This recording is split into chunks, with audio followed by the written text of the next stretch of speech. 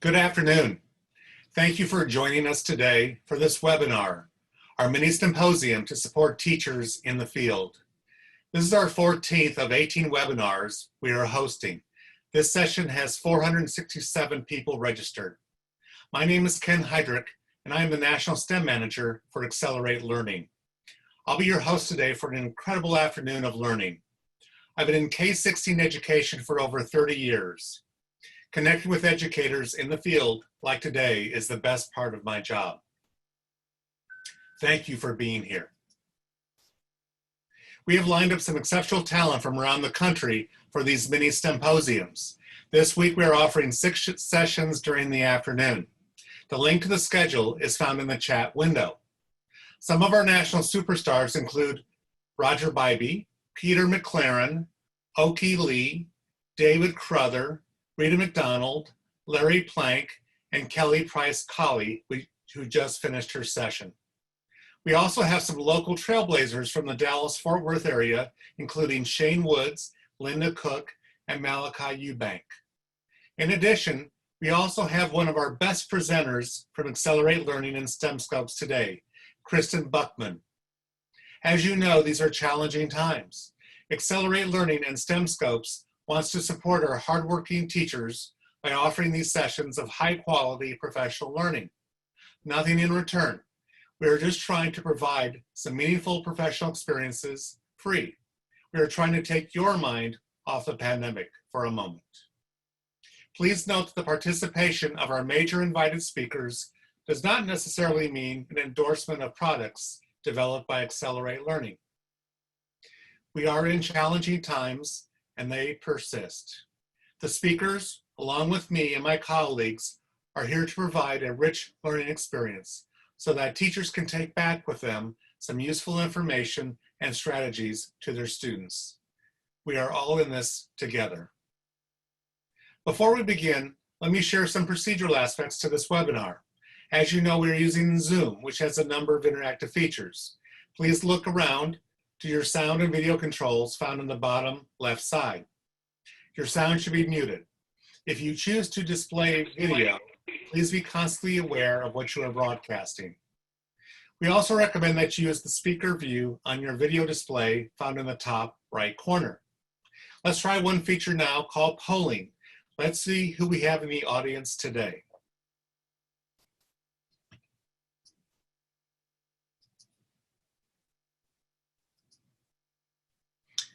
If you will take 30 seconds and please mark, what is your background?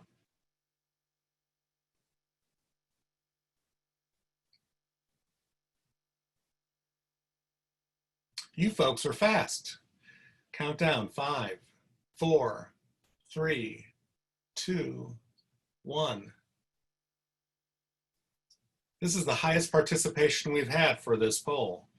So here are the results, Kristen. Your audience today are primarily high school teachers, grades 9 through 12, 37%. And then we have middle school and then elementary. And we have a few administrators and a couple of others. So thank you all for sharing. Appreciate that. Next, let's look at chat. We'll be using chat for your comments and questions today. The window is being monitored by Stephanie Shield and our STEMscopes staff, and they will be able to respond accordingly to your comments and questions. Okay, that's it for the procedures.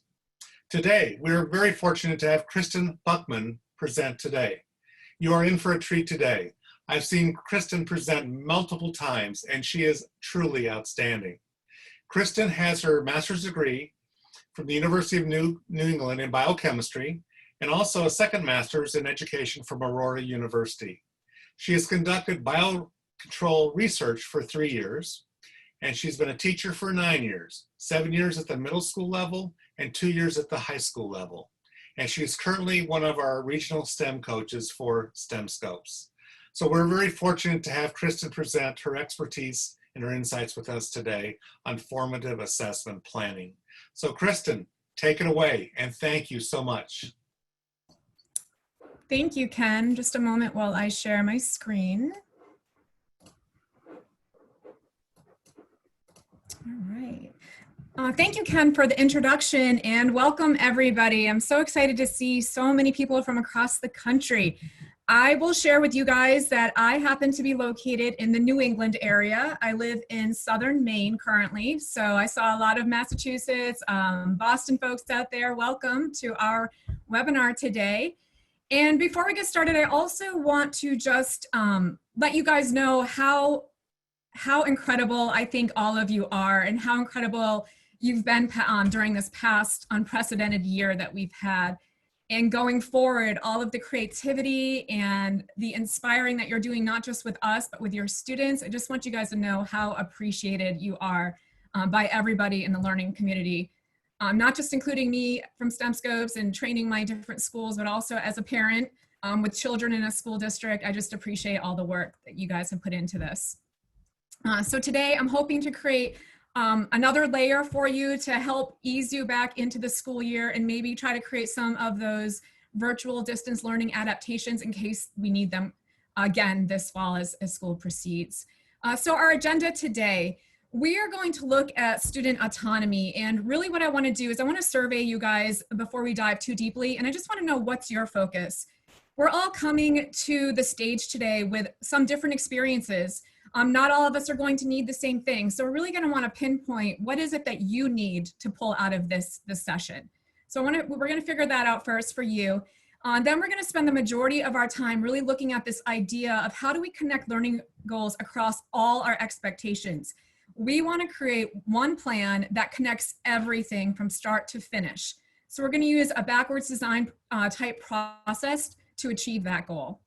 And then, of course, at the end, I thought this would be very relevant for our time right now, is let's take this idea, everything that we look at today, and let's figure out how we can adapt it to a virtual or distance learning environment in case we need to. So some of us may need that more than others, but we're just going to look at how that could work for us. So that's what we've got in store for you guys today. And we're going to get started.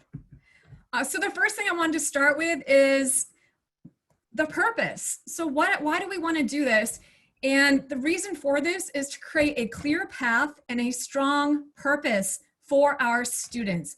We want them to always know what's ahead and what's going to be coming up. We always want to be very transparent about what the education is going to look like.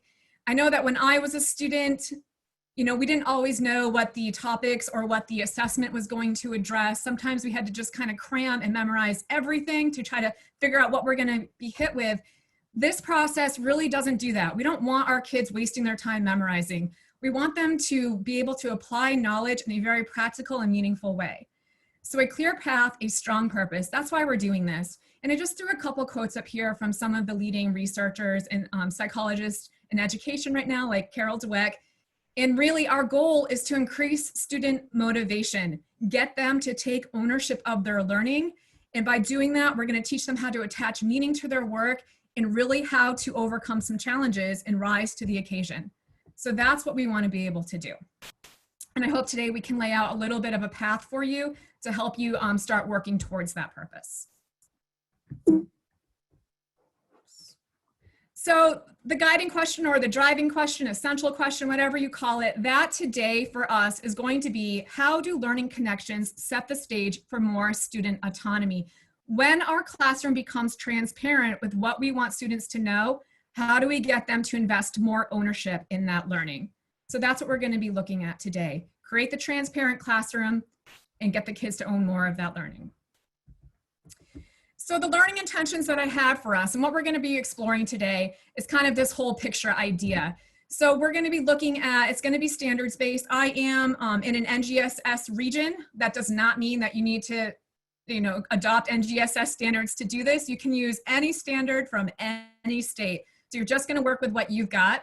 And what we really want to do is take those standards. We know that we are really good at aligning activities to those standards, but we also want to consider, we need to make sure that summative assessment is aligned to the standard and to the learning activities. We want to create goals, outcomes, targets, whatever you call them in your classroom, in your district, in your school. The idea is we want to have a very explicit set of ideas that our students know exactly what it is they're going to be taking away from this entire unit of study. So we want to be able to create those. And then we also, the biggest and the most important feature that I used as a teacher were my formative checks that also aligned to all of these components. They aligned back to my learning goals, to my summative assessment, to all of my learning activities, and ultimately to those standards. So that's the big idea for today. That's the big picture of what we'll be looking at. So to get you guys started, I want you, if you've never used this little program, it's called Flippity. Stephanie, our chat captain, is going to throw this link into our chat box. It's a really fun way to get the kids to brainstorm some ideas. What we're gonna do is I created a Flippity chart for you. This is a manipulative based program right here. So what you can do is when you get into the link, you can move these little tiles around. I did create three headings and they're color coded. So a green, I can do this. The yellow, I sort of do this, but I wanna know more. And then you've got your red, I really wanna learn how this works. So what I'm gonna ask you guys to do is take a few minutes, click on that link from the chat box or type it into your browser from here. And I want you to go into your Flippity and I want you to kind of sort some of these ideas around. What is it that you are going to be focusing on? What is something that you need to know more about? And the cool thing about Flippity is that nobody else is going to see your work. It's 100% personal. It's all just for your eyes only. So go ahead and we'll give you about 3 to 5 minutes to use some Flippity pieces. When you come back, if you remember where Ken's little reaction tools are and you want to hit that thumbs up or that green arrow so we know you're back, that would be amazing. And let us know if you have any problems accessing the program.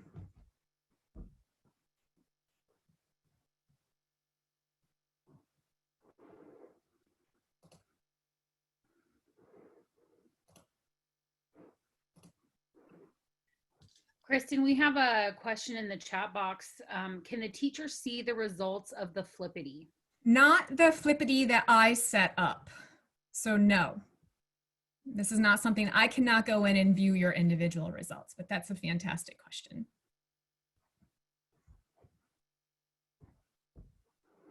And Flippity is, there are parts of it that are a free service. So if it's something that you like and you could use it with your students, that's amazing. And there's other options in there for the different types of charts that you can make.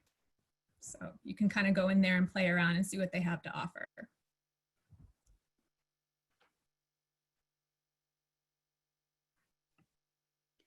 Kristen, the same person asked. I'm not sure, Jesse. That's such a good question. Is anybody else here a Flippity expert? I'm really not. I've experienced it in a couple different trainings, so I thought it was a cool way to get you guys to kind of sort some things on your own, but I do not know if there's a way that teachers can view it, but that's a great thing that we could research.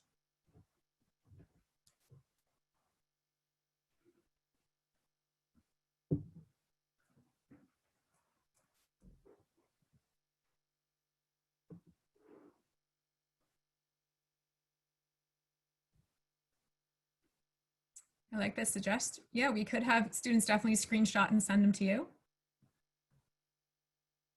Great suggestions, you guys.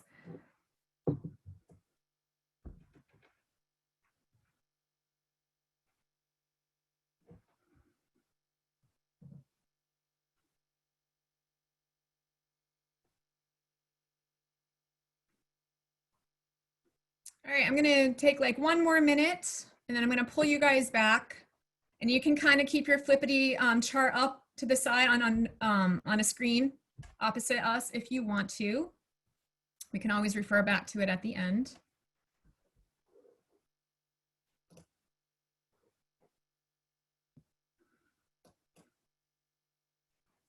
And Ken just posted the website for Flippity. So if it's something that you think could be kind of cool to use with your kids, go ahead and explore and check it out. It's pretty simple to use.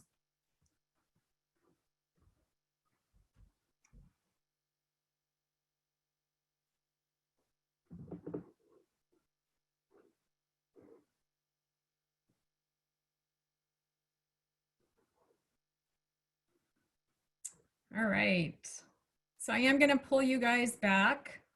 Hopefully you come back to the webinar and you're not all playing on Flippity, but that's okay if you are. New things can be really fun.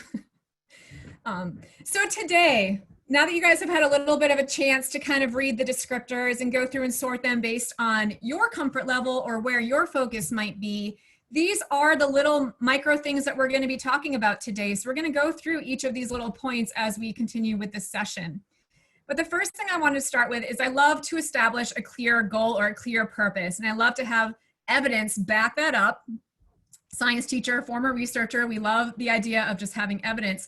So I pulled together for you guys some evidence from my classroom when I was a teacher, and I will share with you. The first piece that I have here is what I'm going to refer to as my quantitative data. My before switching column isn't very scientific, but this would be, I will share with you, when I started teaching, I covered a maternity leave, and I walked into the classroom and she had all her plans ready to go, and it was all textbook based with worksheets and the vocabulary structures, everything that you would think about when you were a student, you know, that old school science teaching. So that's how it was set up. So I was kind of thrown into this situation and I just ran with it. I was like, I can do this, okay. And so from that point, before switching, I call that, you can see that these are the various units that I was teaching at the time. And the averages of my 150 students that I had, these were their assessment averages, their final assessment averages.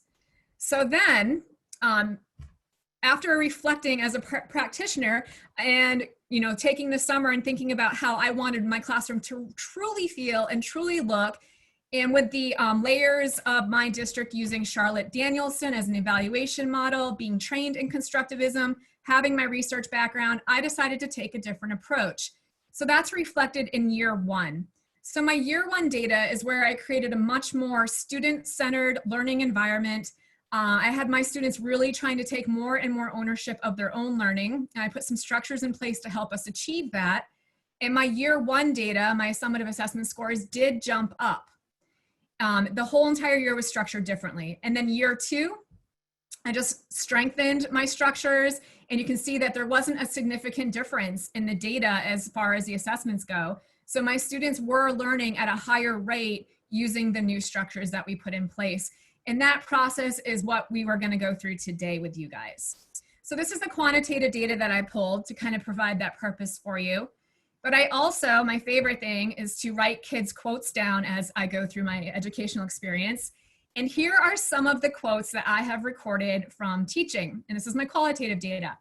So some of my favorite things. I had one student who came up to me and said, you know, I finished my 5-minute checks, which was our formative, and they make sense to me. Can I go help Johnny since he's been absent for a few days? So I literally had my student take a mini whiteboard and go sit with another student and show him how to balance chemical equations for the remainder of the class period. So just setting up that autonomy allowed those students to have that ownership to finish at their own pace and then to have the motivation to go help someone else who needed that support. So that happened. Another one of my favorites was, when do we get to the next goal? Like, I never had students so excited about going to the next piece. This one happened to be an inquiry investigation, which was really fun because they got to pretty much, you know, design their own exploration. They really just wanted to figure that out. And then I stopped using our study guides. That was a big thing in our district where students would ask us, you know, where's the study guide for the test? What is it that I need to know for the test? With this model, we didn't need them anymore because we weren't memorizing. We were just learning. So I didn't know I didn't need a study guide before the test. I am the study guide. So we had that revelation. And then my favorite, of course, up front and center is I never knew I was good at science until now. When we give the students the space and we give them the opportunities to learn at their own pace and to learn at their own level, they are good at whatever they set their minds to. And that includes science for everybody. So just some things to think about as we move forward in this process. You too can achieve this with your kiddos. I strongly believe that. So our process today, what we're gonna do is we're gonna start with the end. So we're gonna do a little backwards by design. Then we're gonna look at how we develop explicit learning goals. We're gonna tie all of our experiences, everything that we do in our classroom with that unit is going to be tied back to those learning goals. That's the big piece here. And then we're gonna create formatives for every single goal to assess the learning. As students are achieving at their own pace, the teacher doesn't always know what's happening. So we've got to constantly assess with those formatives to make sure that everybody is on track. And then of course, this lends itself to a feedback and student self-evaluation piece where the kids are going to be responsible for letting you know where their strengths and where their weaknesses lie. So it's not going to be all on the teacher to figure that out. So this is the process we're going to look at. So the very first thing we're going to do today, I did share with you that we are going to use some NGSS standards, and these are the two ones that I pulled for this purpose. Again, this does not mean that you would have to use NGSS standards for whatever you want to develop. Just use what your state is asking you to use. So I saw that we have a ton of Texas people. You, of course, would be using your TEAC standards to create during the same process. So I just wanted to highlight that these are the standards that we're using, because when we start with the end, this is what we start with. What standards are we trying to align all of our content to? So these are the two I pulled. And then from starting with the end, once we have our standards, then we would generally, using backward by design, is we would generally create our summative assessment that reinforces the standards. So this is just an example of a summative assessment that we created. And what we're going to do now is I'm going to have you guys analyze the assessment, and we're going to start working on the idea of how do we pull out student skills and content so that we can create strong and aligned learning goals that we can then further develop formative assessments around, connect back to our activities, and have that clear, purposeful learning for our kids as we go through any type of unit at any point during the year. So we're going to have a collaboration session. I'm going to have Ken put you into breakout rooms in just a moment.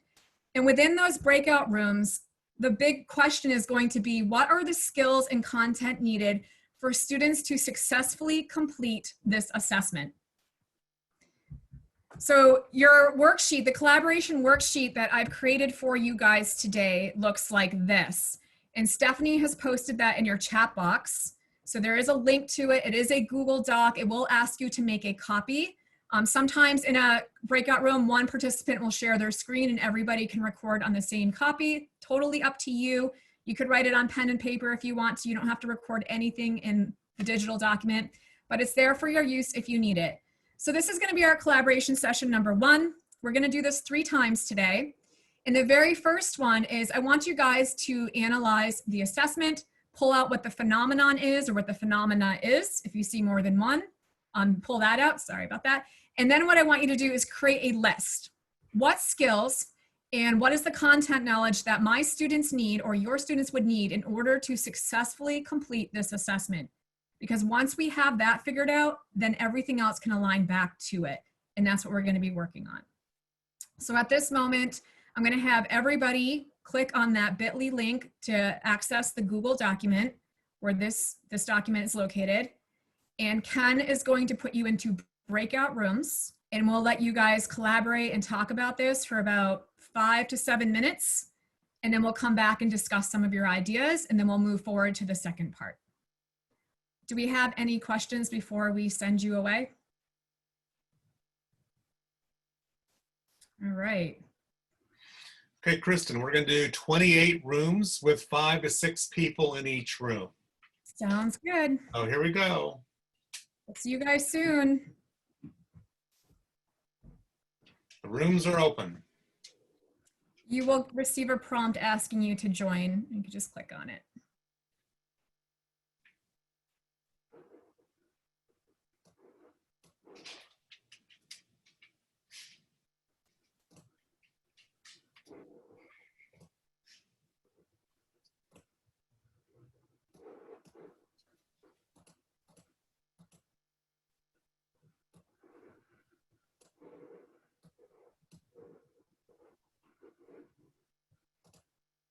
If you haven't moved to a room yet, please do so.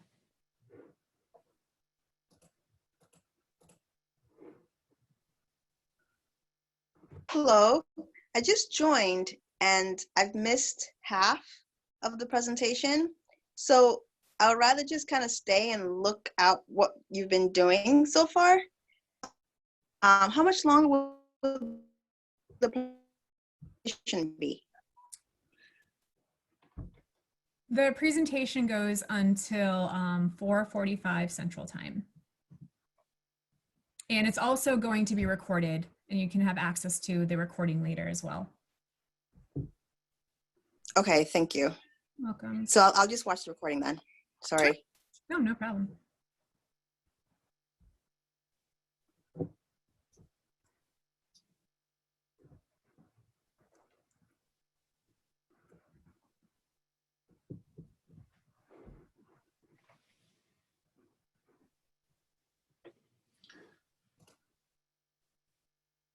And Kristen, if you'll let me know like a minute before, I'll start to close the rooms and then we'll get a message.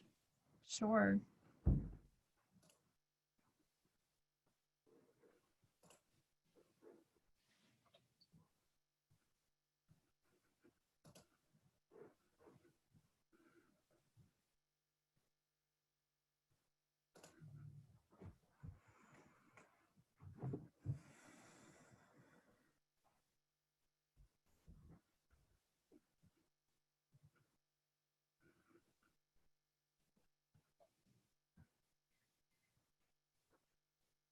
This collaboration won't take as long as the second one, I don't think. So we'll leave more time for the second one. All right.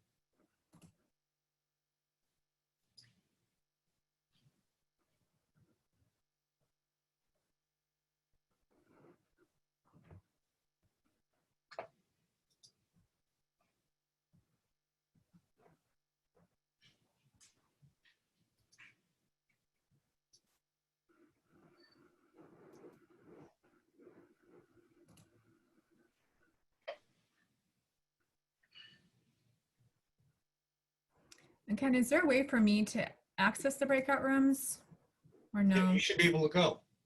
Yeah, I keep clicking on it. It doesn't seem to pop up. That's okay.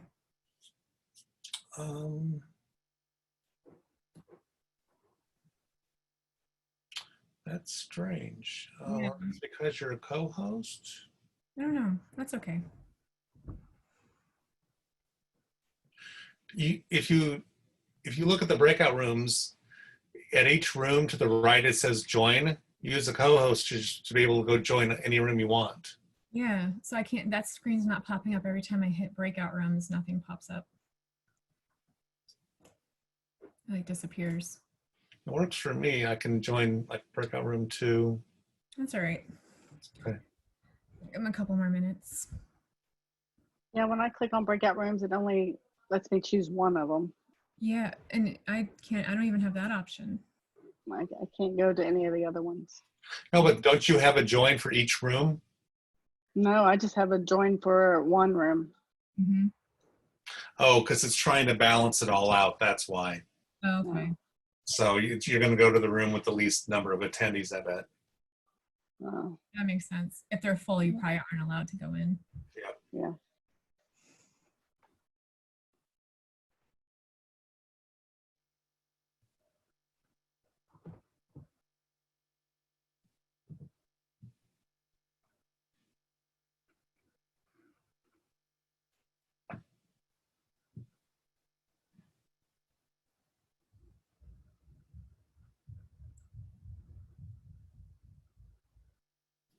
All right, we can give them another minute if you want to make an announcement. Make the announcement. Yeah.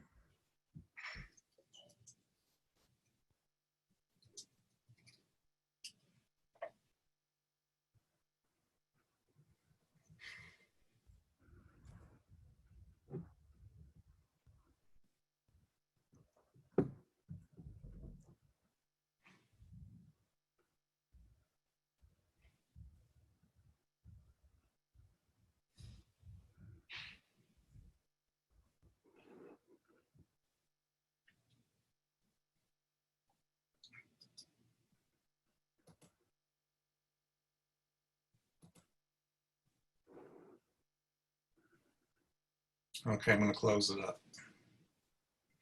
30 seconds.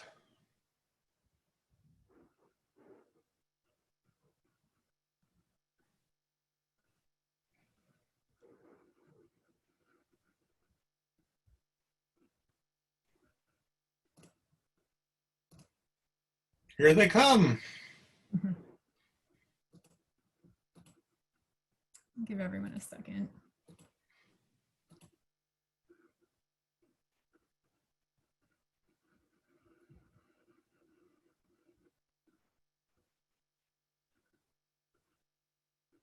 There we go. I think that's at 141 climbing. Okay. Okay. All right. All right, so everyone's back from the breakout room. Hopefully you had some collaboration time and some meaningful conversations. Before we move on, and it's totally up to you if you want to share out or not, but we don't have, we only have about 140 people, so I'm okay with you unmuting if you have something to share, or you can also put some of your ideas into the chat box and we can view them that way as well. But before we move on, I just kind of want to get a feel for what you guys came up with as groups. So the big idea from this collaboration was all about the skills and content needed for success. So if this is the type of assessment I'm going to give my students at the end of, you know, that standards-based learning, what skills or which skills and content is needed for them to find success with that piece? Any thoughts before we move on? And of course, if you have any questions, we can answer those as well right now. If you have any questions about this part. So I'll give you guys a second. They'll need to understand ions and chemical reactions. Absolutely. So we'll need to have some prior knowledge there. Mm-hmm. Yep. Classification of matter. Yep. Good. Any other things that you guys felt? So the content, we'll definitely need to know ions, classification of matter. Exothermic versus endothermic reactions. Yep. Kristen, in the chat, we have the skills of modeling and observing. Students would need to know vocabulary. Excellent. Chemical versus physical change, endothermic versus exothermic, how to make quantitative and qualitative observations. Yep. So we have some skills built in there with some of the science content. And that's an important piece, especially in the NGSS world. They need to understand the law of conservation of matter. We're going to be balancing chemical equations. Absolutely. A cross-cutting concept might be the flow of energy within that system. Yep, absolutely. Good. They So should that's prob- go ahead. They should probably understand that they're working with liquid and source of electricity, Gases. so there should be some safety considerations that are brought up. Yeah, absolutely. In the case of my students, they're all recent immigrants, ELL students, and many of them would have had a very serious gaps in their education. So they will be a little bit more concrete, but they would realize that there's electricity and there's water going on, and they would start wondering a lot about it. And they do very serious thinking because they have to work hard to make some sense. And isn't that the greatest though, is when we get the kids to look at that and think about it and wonder what is happening and why. So we want all of our students to be able to engage in that type of activity. Absolutely. So great job, you guys. And I think you pretty much hit all of the skills and all of the content. This is a higher level. This isn't something we'd probably see in an elementary school. This was written for an 8th grade class, so you can kind of keep that in mind. But you can also think about, as we go through this process, if you are at the lower grades or you teach a different discipline of science, think about how the same, how we could apply it to what you'd be doing. So what is an assessment you'd be starting with, or something you've already created? And now we're going to create that list of skills and content. So that's the very first part of that process. Are there any questions before we move on to the next piece? What do you mean by phenomenon? So phenomenon would be like the big idea. What's the aha? What are we wondering about here? Okay, so the phenomenon, some schools or some regions are really working around this idea of, in this case, it would be the electrolysis system. It would be the whole idea that we're using electricity to break apart some bonds to create, you know, the new substance or the individual substances. So that's the phenomenon That's the big idea behind the wondering of what's happening. Okay. Any other questions before we move on? Kristen, someone asked, is this assessment sheet in STEMscopes or somewhere else? That was the only question we had. All right. Well, thank you for being a STEMscopes user. So you're searching for it. It is not in STEMscopes. This is actually all from my personal archives as a teacher. But however, we do have things in STEMscopes that would be more of that claim evidence reasoning driven around the phenomenon. That's what we promote. So same idea, just not as much depth. Okay. I will at the end, I'll throw my email into the chat box, and anyone who wants a digital copy of anything, I'm happy to share. So just let me know at the end, or you can email me separately at a later date, and I'm happy to share whatever I have with you. Okay. All right, moving on. So I do want to just recap this quickly, just so we all know we're on the same page here. So when we start with the end, or what I mean by starting with the end, is the very first thing you're going to have to do is pull and unpack the standards you're going to be addressing. We're not going to do that today because that's a whole nother session. Then you're going to have to structure your summative assessment around that phenomenon. And the reason why I'm using that idea of phenomenon is because it lends itself really well, not just to the NGSS learning, but we're starting to learn that it lends itself really well to the distance learning environment. When we have one big event that we can get kids to wonder about, we can really streamline the process for that learning. That means everything we're going to be doing is going to be centered around that one event. So thinking about that idea of starting with a phenomenon could be strong right now. More autonomy. If you want to increase your autonomy with students, have them choose what they want to learn about. You could always do that if you're in a classroom and you have the classroom management structure ready to do that, go for it. Or you could have your students take a phenomenon and create their own assessment. What is one way that they would like to be assessed around it? That's not a strategy I ever got to on the point to use, but it was something that was, the highest level of autonomy that we could think of. I just wasn't able to wrap my brain around it at the moment. So just an idea for you. Another piece here is develop a list of student skills and content needed for successful completion of that assessment. That's going to be a bigger part here. And if you want more autonomy, one of the things that I was able to do with my students is I created the assessments because I had to work on a team to do that kind of work. But what I would do as part of that pre-assessment, post-assessment model, we would give our students the actual assessment and we would have them analyze it and create their own list. We would say, what do you guys think based on this assessment that you will be taking at the end of our learning? What skills and what content do you feel you need to know in order to do this successfully? So that's really, that allows them the ownership of saying, hey, this is my assessment. I don't need to memorize this answer here because I'm going to have to be able to explain it. So what pieces do I need to know in order to explain that so I can ace it? So that's the way that we handled getting our students more involved with the learning goals in our classrooms. So just food for thought here. What we're going to do now is we're going to move on to the second part. So the next piece is all about, this is going to be the most lengthy piece for you in your planning process if you're going to go take this type of route with your students. And this is where we take that assessment and now we need to make sure that every single thing we do in our classroom pulls back towards it. So we want to have a purpose for every single thing we're doing. And we want that to be explicit and we want our students to know exactly why they are working on what they're working on and why we're asking them to do that. So this little graphic just shows us that we start with those standards, we create that summative based on the standards, and then we're going to work on creating learning goals. We're going to tie them to experiences.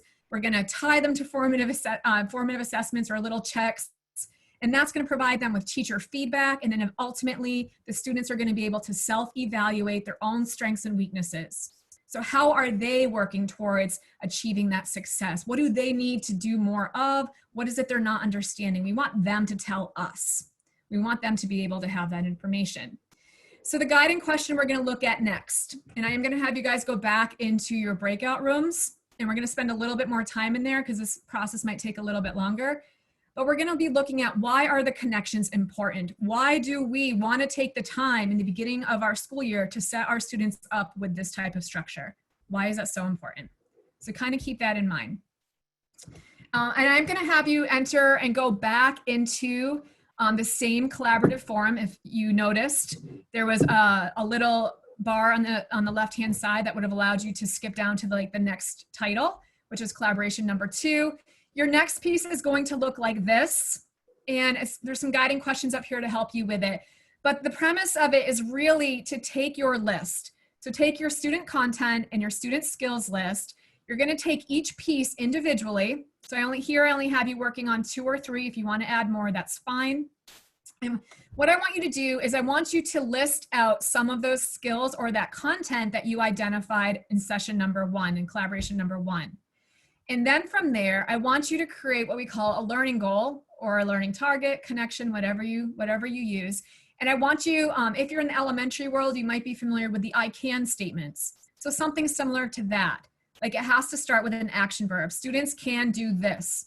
So here I gave you an example. This was one of my expectations for the summative. They need to analyze, but they also need to know reactants and products and a reaction. So what am I going to have my students do? They're going to be able to identify reactants and products in a chemical reaction. That's one learning goal that I've created based on this expectation. How am I going to assess that? I have a little formative plan that I'm going to start developing here. And this one is very simple. I'm just going to have them list several chemical reaction equations, or I'm going to list them, and then my students will circle the reactants and underline the products. Very simple formative to make sure we're hitting this goal, which is tied back to that expectation. And then, of course, we want to make sure that we have an experience that backs this all up. So the experience is what we want them to be able to have that physical hands-on partnership with, and then we can test for their understanding afterwards. So the experience that I just came up with today is use vinegar and baking soda to create a reaction. Very simple. We have those materials usually. Write the chemical equation on the board. The teacher can do that. And then we're going to ask the students to identify the reactants and products from the reaction that they experience and from what's on the board. And another thing that I want you guys to keep in mind is when we go through this process, you don't necessarily need a new experience to hit every single goal that you create. Oftentimes, 1 or 2 experiences will allow you to hit all of your goals. And that's an important thing to keep in mind, especially as we're possibly planning for that distance learning environment, is how many experiences can we really offer students to have at home? How are we going to be able to streamline this process so that we can get more out of it? So just think about that for a second. And as you go into these collaborations, maybe you use the same experience and you just look at it from a different angle to see what the kids can pull from it.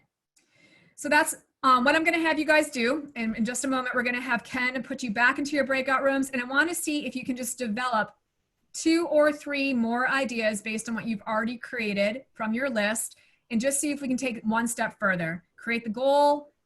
Is there a little assessment question you could ask that goes hand in hand with that goal? And how does it connect back to some type of experience? Okay.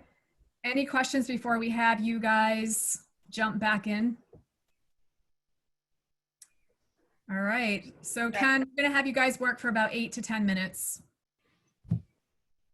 All right. Breakout rooms. Same people in each one, 8 to 10 minutes. Here you go. Good luck.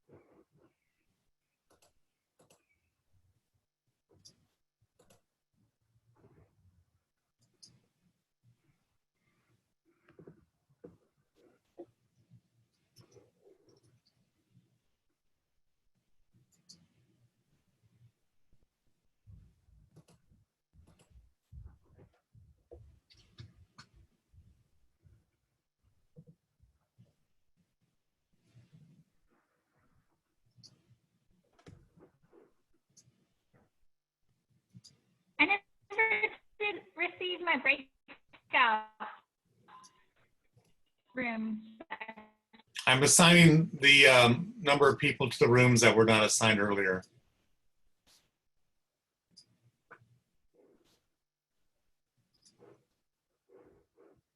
Okay, everybody's assigned.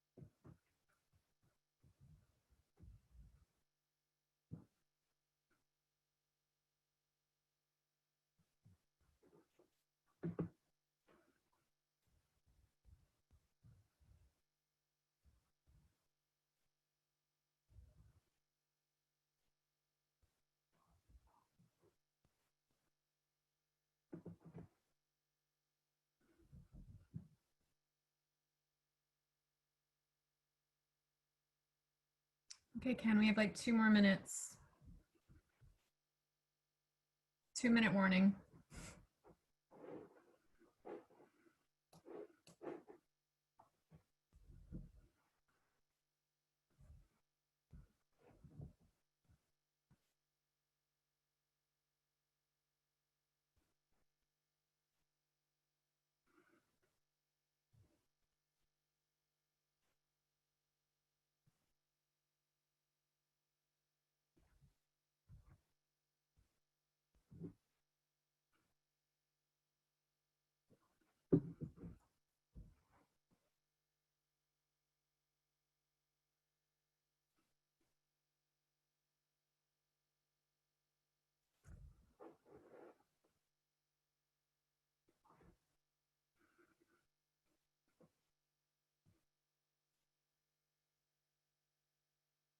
All right, 1 more minute.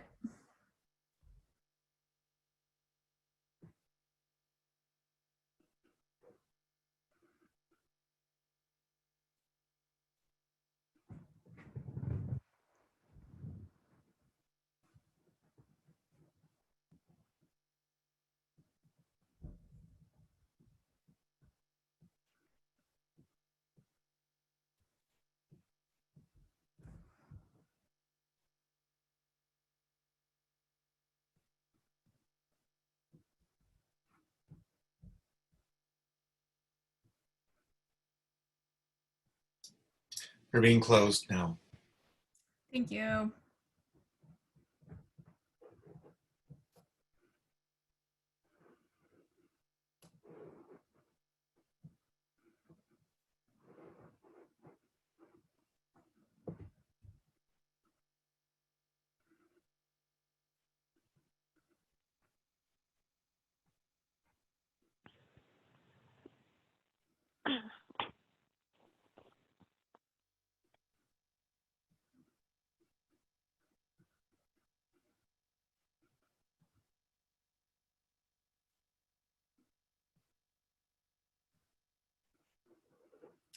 All right. So hopefully you guys were able to develop at least one or two ideas across the chart there. My big question for you, if anyone wants to answer, is why are the connections important?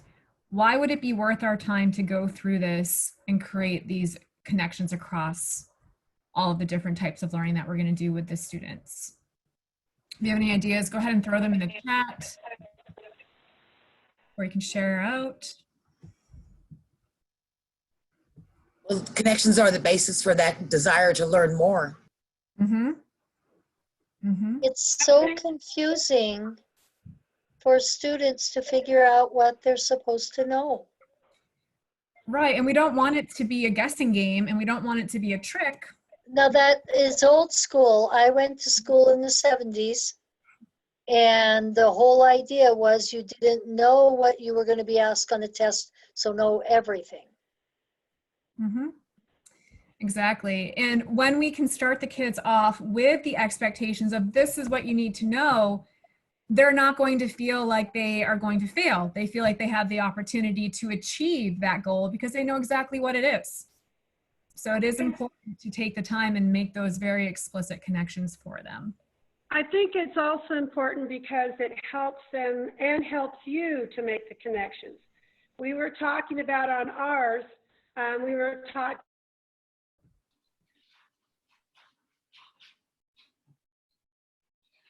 I think we lost you.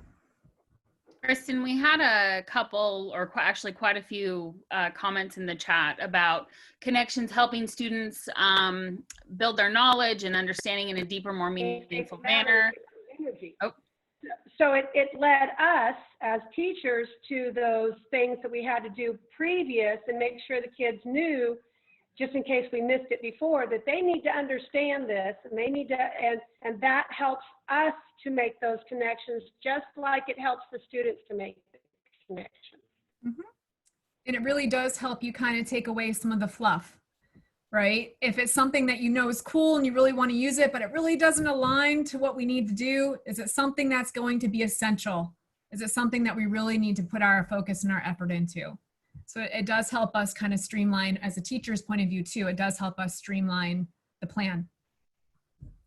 Any other thoughts about the connections?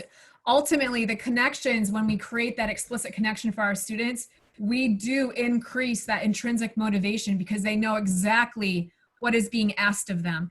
And when they come to class every single day and you have that, whatever target you're working on, you have that posted, you have it on the worksheet, whatever you do with it, that's your purpose every single day. Do you guys remember the assessment we started with? Here's one of the goals we've got to reach in order to get there. Let's go for it.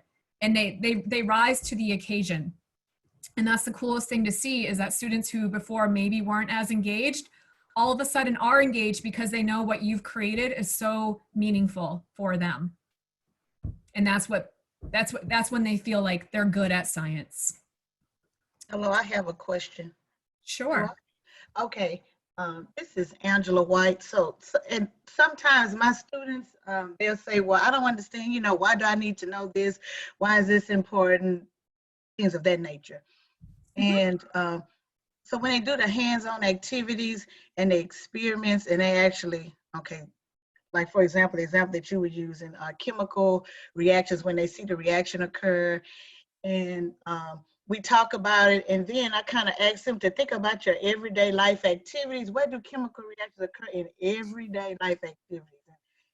I'm so crazy. I do things like make pancakes for the students, and then so when they see the bubbles, we've added the ingredients, and now it's changing from a liquid to a solid is changing the state. That's a chemical reaction. So can you all kind of see? And then I let them give me some examples of in their everyday life where they could see like a chemical reaction would be relevant. I just try to bring it to their doorstep if I can. I don't know. I just try to. Absolutely, and put it back into their hands. So if they're asking that question, they can find the answer to it. So that's a fantastic strategy. Another way that you can approach that too, and specifically from this one unit, I did have a very high level student ask me, where am I ever going to have to balance chemical equations in my life? I want to become, and I think he said a businessman of some sort. And my reaction to him was, maybe you're not going to balance chemical equations, but you have to learn how to analyze a situation. Will you have to learn to generate questions around a situation? Are you going to have to work with a group in order to solve a problem? So you can also take that skills-based approach too, so that they learn that it's more than just about the science content. It's also about, you know, this 21st century skills of collaboration and being able to work and persevere through a problem. So, and then of course, if they want to achieve in your science class, it's going to ultimately be, you know, the expectation. So fantastic. And yes, this was probably the meat of everything here, is aligning those goals are going to be the most intrinsically motivating thing that we can do for the kiddos. So a couple things that I had for you guys moving forward here. I do have some examples for you of what this looked like. So I asked you to go through and create some ideas, have some discussions around it, whatever your groups decided to do. But I was going to kind of throw up what it looked like in my classroom. So we went through the process similar to what you've just done. And here's what the products were. So we ended up doing, so before each unit, I would have my students assess the summative assessment. They would go through and analyze it and develop what skills and content they thought they would need. And of course, I would add to the list if we were missing any. Then I would go home and type it into a spreadsheet that looked a lot like this. And then the next day, this is my self-evaluation or my student evaluation sheet. So I would go back and with my kids and say, okay, you've already seen the assessment. You created your list of skills and content. Now I want you to tell me what you know about them. So the very first thing I'd have them do is fill out this middle column here. Before we start the unit, where are you at? And they would, you know, indicate where they're at. And I will share with you, anyone who thinks that they're very well in all of these, all you need to do is challenge them to take the assessment. And you're probably going to learn that either they really do know their stuff, but that's awesome. So now you have that information and you can use that for that student to give them something in addition or some kind of elevation. And sometimes when you challenge them with the assessment, they learn quickly that they didn't know it as well as they thought. So that's one way you can handle the kids who already might know the content. So then the other column, this one would be for the end of unit assessment. So after we go through all of our learning activities, our formatives, then I would have my students come back to this page and they would fill out this section here. And that would provide them with the information around where are my strengths and where are my weaknesses. So that's one document that we would have used. And then when a template, that's a great question. So what I'll do at the end is I'll put my email into the chat box and then you guys can just email, you'll have my email. So email me and I can send you, I'll definitely send you some digital templates. These are all created by me, so I don't mind sharing them. Then you can see here that we did have our learning goal template. And then what we had is, because I created all of my own activities at the time, I was able to go in and type my learning goals into every single activity. So I created even a stronger alignment for my students. And I even went as far as typing them into my starter activities or my warm-ups, because I wanted everything to have that clear purpose, and we made it extremely explicit. So that's one way that we're able to connect through an experience. Another thing you could do is, if you're not creating your own pieces like this, just post them in the classroom and have your students create a list next to their learning goal. So they can just write down the activity name next to the goal that it belongs to, so they know that where the alignments are indicated. Okay. Another piece that I have, or another example, is my formative structure. So yes, it was super important for us to align everything across activities, but what became the most important piece was my formative plan that I created based on those goals. So this ultimately, when we have students learning at their own pace, we created a structure, and I just call it a 5-minute check, a 2-minute check, 10-minute check, whatever it's going to take.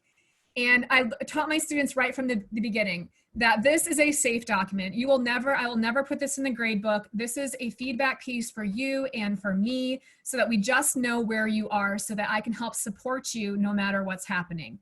So we got we made sure that they knew exactly what the purpose was for this document. So whenever they saw one, it wasn't an anxiety-stricken occurrence. It was just, okay, cool, I'll answer the questions and see what happens.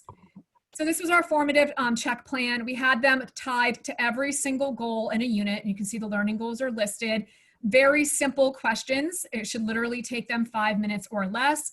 And my students knew to complete it, flip it upside down, and then I would walk around and grab them. And I would sort them into 2 piles. Knows it, doesn't know it. So that's how we created our formative structure. And again, tied back to those learning goals, which is tied to your summative, which is tied to your standards. The other piece we have here is this is what an example would sort of look like. So I'd have my 5-minute check tied to my goals. My student would complete the answers at the bottom, and they'd flip it upside down, and then I would just go, and if the answers were correct, I would put a check mark. So my students learned that that check mark represented you're good to go. Like, you know this, you're good, you're gonna be great. You're gonna know, you know what you need to know for the assessment. If they didn't know it, I would just circle. So if they got the second one wrong, I would circle it, and then they had the indicator to know that, or the feedback to know that that's something that they're gonna have to work on because that answer is incorrect. So that was how our formative feedback process worked. It was super simple and super fast. It took me, you know, I had a class as big as 36, and I could get it all done within 5 to 7 minutes and have every single student with the feedback that they needed tied directly back to their goals. And then the other part here would be, of course, at the end. This is that sheet that we'd come back to. Maybe in the beginning, they didn't know much of the content, but now as we're going through, they're gonna start re-evaluating their skills, and now they're gonna let themselves know where are they at. So if my students circled a middle, or I mostly understand this, then we knew that this was something that they probably need to build some more strength in. If they still had no idea what it meant, then they were definitely weak in that area, and that was a very specific idea that we needed to build on. So when my students came to me for questions or for help, it was very specific to a learning goal. It was never I don't understand this, can you help me with all of it? It was, I don't understand how to balance a chemical equation. Can you please go through that with me again? So another way to really pinpoint their strengths and weaknesses, but they're also taking ownership of it. And then they're coming to you to get the support they need so that they can perform. And that was the purpose of those 2 documents in our teaching. All right. So the big messages here for the aligning of the goals. So the big ideas, the recap. So what you're gonna do is, after that summative is created, you're gonna create your student-friendly learning goals, content targets, whatever you call them, that address each skill and content needed. It is helpful to break the skills down into smaller parts. Less is more. And that way you can always add more than one learning goal to an experience if you need to.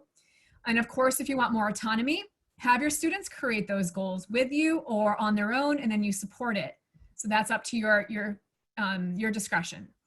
Your next piece here would be to make explicit connections by matching all of the work that you complete or that you have students complete to those learning goals. Somehow they need to know what the purpose of that activity, of that warm-up, everything that you're doing, what is it tying back to? Because that's information for them in order to achieve. And then you're gonna develop or put in place a learning goal formative plan. So this is where you're going to really create that autonomous learning where you're going to be assessing their progress as they're creating progress. You're going to give them immediate and meaningful feedback that they can now use. What are they going to do with it? Are they going to have to strengthen their skills, or are they doing really great? And that gives them even more motivation to keep moving because, hey, I got it.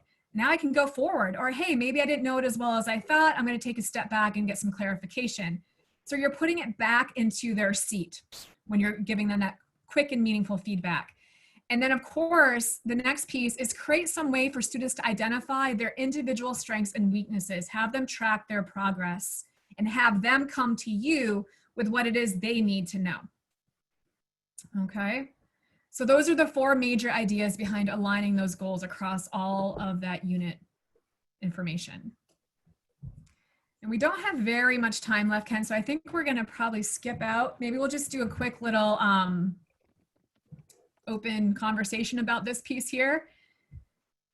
So my next piece for you guys was to have you go into a collaboration number 3 and kind of talk about how we could adapt some of these pieces for distance or virtual learning, whatever the future may hold for many of us.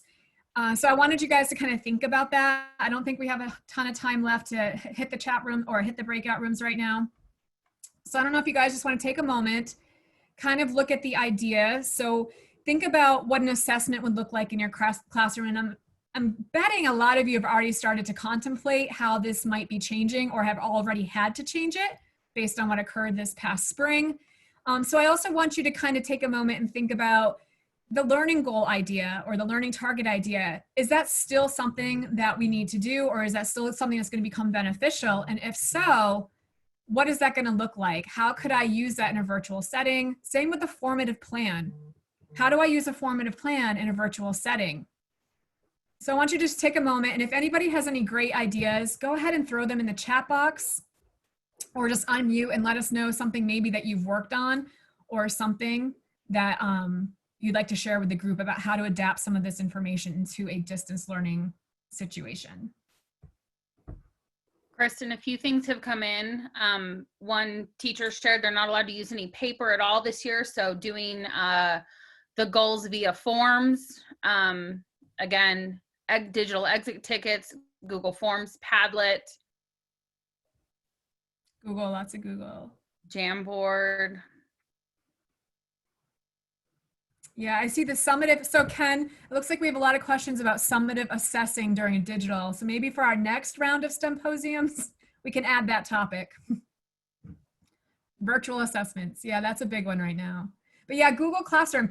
And I was thinking too, as far as the formative plan, you could create something like a running document similar to what you guys are working in today. And you can use that commenting feature to go ahead and give them, you know, real-time updates and real-time comments on the answers that they're providing. Absolutely. Lots of cool ideas. Slides. Pear Deck. Yeah, Pear Deck would be, Pear Deck's amazing. Digital interactive notebooks. Yes. Yes, you guys have some awesome ideas. So check out the chat box. HyperDocs has been posted a few times. So that's the idea. We do have a ton of applications, internet applications that do allow us that virtual experience. So if you're not familiar with them, just Google is a great place to start if you have that could kind of set up in your district. But that's definitely how we're going to have to start thinking about pulling out this information and getting it to our students. Okay. Big ideas here, because we are running out of time a little bit. So the big idea is when you're streamlining for the distance learning, a couple things you want to keep in mind. You do want to have some kind of assessment. It doesn't need to be a big assessment. I think for my classroom, it would just be a simple CER, a claim evidence reasoning. I'm going to tie it back to just a couple essential learning goals. What is essential? What is not? Just give them a couple that ties back to maybe a project-based type activity or a CER. Start with that phenomena, that big wow moment, and allow them to generate lots of ahas and wonderings around it. And then give them an experience or two. Maybe you just do one experience with them that ties right back to that CER. And then of course you can always create a little digital doc where you can assess their learning as they go. So when we're talking about streamlining that process, make it simple, take your learning goals and just create a few and tie a couple formatives to them, and then find that digital platform in order to get it out to your students. Okay. And then the next piece that we have towards the end is just our recap. You're going to start with your end. You guys are use your standards, create that assessment, create your explicit learning goals, tie all of them, all the activities and formatives back to them, and communicate that with your students. And it just helps revisit that purpose. And then when we're looking at teaching virtually, consider your environment. How are you going to streamline those goals for a distance learning? Just thinking about what is essential. What is it my kids really need to know from home that we can't do in the classroom? So that's going to be your big idea. And that's pretty much, you know, what we have for you today. I always like to come back to the question that we start with. So how do learning connections set the stage for more student autonomy? So I want you guys to kind of think about some of the things that we talked about today and what is important here. How do we get their students to do more on their own? And then where are you going to begin? So if you haven't done this already, or you're in the process of doing this, where are you going to begin, or where will you continue? So just another thing to start with. And that's what I have for you. My last slide here is just a big, huge, and I can't say this loud enough, just a massive thank you guys for joining us today, working as hard as you did, all of the collaboration, the fantastic ideas, and just everything that you do for your students. It's amazing. And I do think you are the superheroes of our country right now. Truly you are. So thank you. And I'm going to send this back to Ken to wrap things up. Thank you, Kristen. If you check the chat window, you are getting a lot of accolades from the participants. So well done. You really connected with everybody. It was very, very, very good. Your recommendations of formative assessments were clear and valuable. I liked your connections across learning goals that are aligned. That will really help students learn. And I loved your recaps of each section. I think it was a nice summary for us to take away. You are a masterful teacher. Thank you. Thank you, Ken. To follow up, we will now post a link to a certificate of participation into the chat window. You must click on that link so you can download the certificate.